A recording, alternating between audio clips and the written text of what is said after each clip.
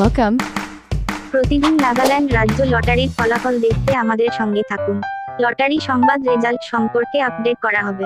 লটারির সময়সূচি, ড্র এবং পুরস্কার মূল্য সম্পর্কিত আরও তথ্যের জন্য আমাদের চ্যানেলটি সাবস্ক্রাইব করুন।